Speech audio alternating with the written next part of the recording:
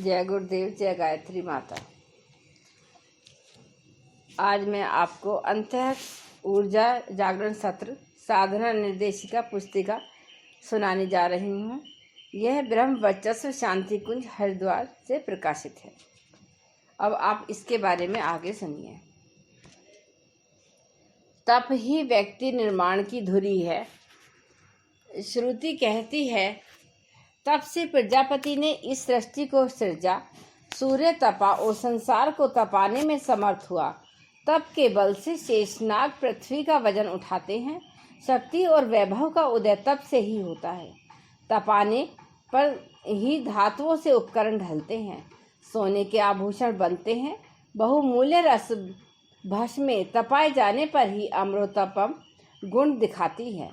तपस्वी बलवान बनता है, विद्वान और मेधावी बनता है। ओजस्वी तेजस्वी वर्चस्वी बनना हो तो तपस्या का ही अवलंबन लेना पड़ता है। विलासी आलसी और कायर मरते हैं, प्रतिभा गवा बैठते हैं। प्रामाणिकता न रहने पर उन्हें लक्ष्मी छोड़कर चली जाती है। वे पराधीन की भांति जीते और दीन दुर्बल की तरह उपहासपद बनते हैं। अस्तु तपस्वी होना चाहिए, तप में प्रमाद नहीं करना चाहिए। तपस्वी को टोको मत, तपस्वी को डराओ मत। परम पूज्य गुरुदेव का यह मिशन संगठन तप की पूंजी के बल पर ही खड़ा हुआ है। इसकी शुरुआत साधना से हुई एवं उसका साक्षी है 1926 से निरंतर जल रहा अखंड घृत दीपक। उसी के प्रत्यक्ष साक्षी में गायत्री परिवार के सभी महत्वपूर्ण निर्धारण होते चले आ गए। युग निर्माण आंदोलन जिस एक धुरी व्यक्ति निर्माण पर टिका हुआ है, वह भी प्रकारांतर से साधना द्वारा युग की मांग के अनुरूप श्रेष्ठ मानव का निर्माण करना ही है।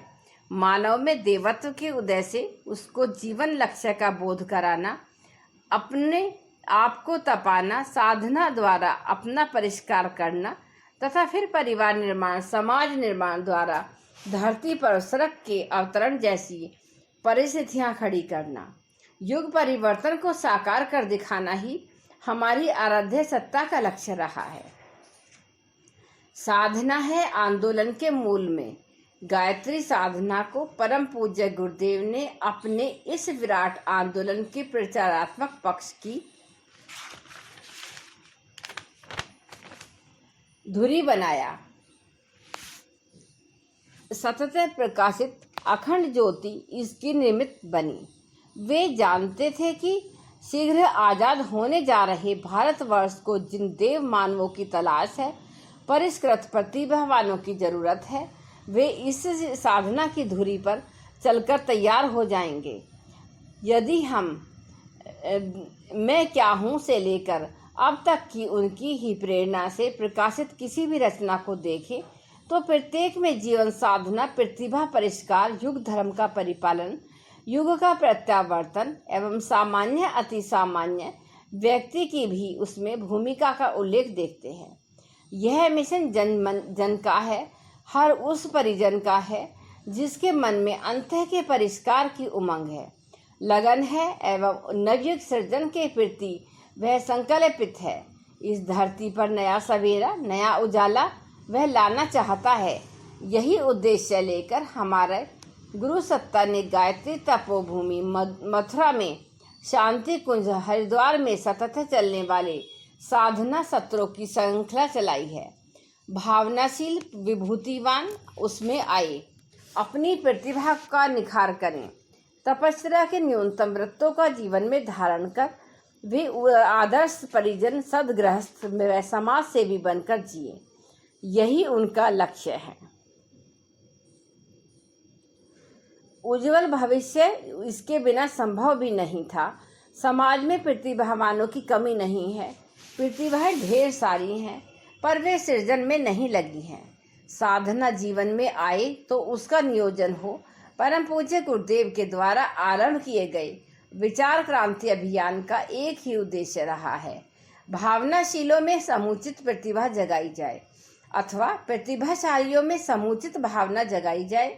यदि यह क्रम ठीक से निभ गया तो फिर गति रुकेगी नहीं एवं क्रमशः वह साधक प्रतिभाशाली आते चले जाएंगे। उन्हें नवयुग की आधारशिला रखनी चाहिए। गायत्री तपोभूमि मथुरा में पंचकोशी साधना सत्र, कल्प साधना सत्र, जीवन साधना सत्र और तथा शांति कुंज हरिद्वार में प्राण प्रत्यावर्तन सत्र, संजीवनी साधना सत्र, चंद्रायण साधना आदि सत्रों का क्रम चलता रहा।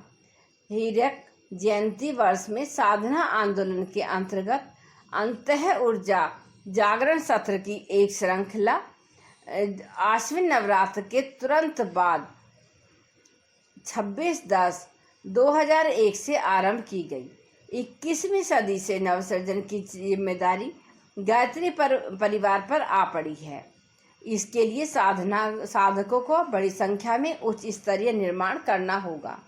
उनका नियोजन राष्ट्र के रचनात्मक कार्यकलापों हेतु हो, उसके लिए उन्हें तैयार करना होगा। इसी निमित्त प्रस्तुत साधना सत्रों की श्रृंखला आरंभ की गई। आत्महित लोकहित। कुछ परिजन जो क्षेत्र में युग चेतना के विस्तार में लगे हैं, कभी कभी सोचने लगते हैं कि पूज्य वर्ग के विचारों का विस्तार, ज्ञान यज्ञ विचार क्रांति भी तो एक ही साधना ही है। फिर इस और उस साधना में क्या अंतर है? कुछ जो अति विशिष्ट साधना आत्म कल्याण, मोक्ष, जीवन युक्ति हेतु करने को तत्पर रहते हैं, इससे भिन्न विचार रखते हैं एवं अधिक से अधिक निज की साधना को गहरा बनाने का, अति विशिष्ट करने का सोचते हैं। यहाँ हम गुरु सत्ता के ही विचारों के माध्यम से इस असमंजस को दूर करना चाहेंगे।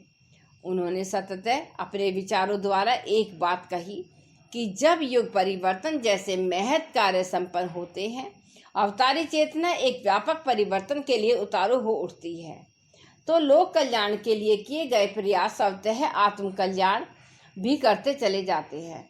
समष्टि की आराधना, सेवा साधना तब व्यक्ति की उपासना साधना को बलवती बना देती है। परमार्थ ही सच्चा स्वार्थ बना जाता है, अपना हित स्वयं सधने लगता है।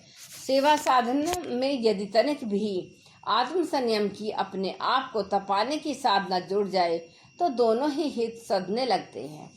अपना परिष्कार, आध्यात्मिक विकास, भगवान उत्थान तथा भावनात्मक उत्थान और समाज की विराट ब्रह्म की लोक मंगल प्रधान सेवा। अंत ऊर्जा का जागरण ही इस सत्र का लक्ष्य है। प्रस्तुत समय प्रज्ञा अवतार के प्रकटीकरण की वेला का है। इस समय ढेरों जागृत आत्माएं स्वयं को परमात्मा के संकल्प के साथ जोड़कर गतिशील हो रही हैं। आवश्यकता तो है तो बस इतनी है कि अपने निज के आत्मबल को संवर्धन किया जाए, अपने अंदर छिपी ऊर्जा को जगाया जाए एवं उससे उपलब्ध शक्ति का सुयोजन अवतारी चेतना के प्रयोजन को पूरा करने में हो। यही युग धर्म है, समय की मांग है। अवतारी चेतना या सद्गुरु के समक्ष कारण सत्ता के साथ एकाकार होने का यही मार्ग है। अपनी साधना की प्रखरता, गहराई, अंतःकरण जागरण के मौन एकाकी की तप साधना हेतु आयोजित 5 दिवसीय सत्र इसी निमित्त संपादित किए जा रहे हैं। इन सत्रों की अवधि में साधकों को न केवल दिव्य अनुभूतियाँ होंगी, बल्कि कई ऐसे मार्गदर्शन सूत्र मिलेंगे जिनसे उज्जवल भविष्य का पथ प्रशस्त होगा। 5 दिन की संक्षिप्त सी अवधि में कठोर तप एवं शेष सारा समय प्रमाद में बिता देने से वह लाभ नहीं मिल सकेगा जिस उद्देश्य मानकर विशेष सत्र आयोजित किए गए हैं। यह तो जीवन साधना की जीवन शैली को नए सिरे से ढालने की एक झलक मात्र है। युग चेतना की अभ्युदय की हीरक जयंती वर्ष में आरंभ सत्र श्रृंखला में जो भागीदार कर लेगा, वह संकल्प पूर्वक अपने जीवन की दिशा धारा को एक नया मोड़ देगा। वह साधना निश्चित ही आत्म साक्षात्कार, ऋषि चेतना के अनुधान का अधिकार ही नहीं बनेगा, अगले दिनों नव निर्माण की प्रक्रिया में उसकी एक सुनिश्चित भूमिका भी होगी।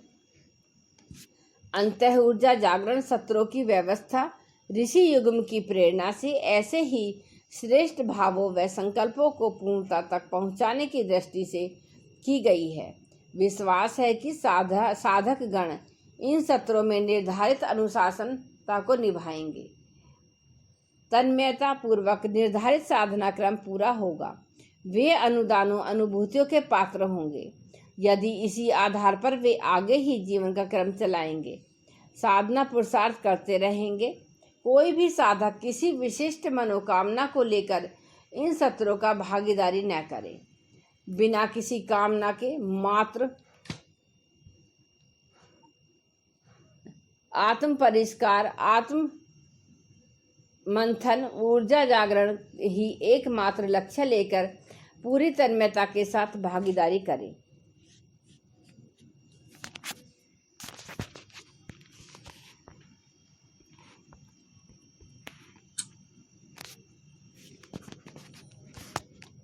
गायत्री मंत्र हमारे साथ साथ। ओम भूर्भुवः सुवः तत्सवितुर्वरेण्यं भर्गो देवस्य धीमहि धियो यो न प्रचोदयात्। जय गुरुदेव, जय गायत्री माता।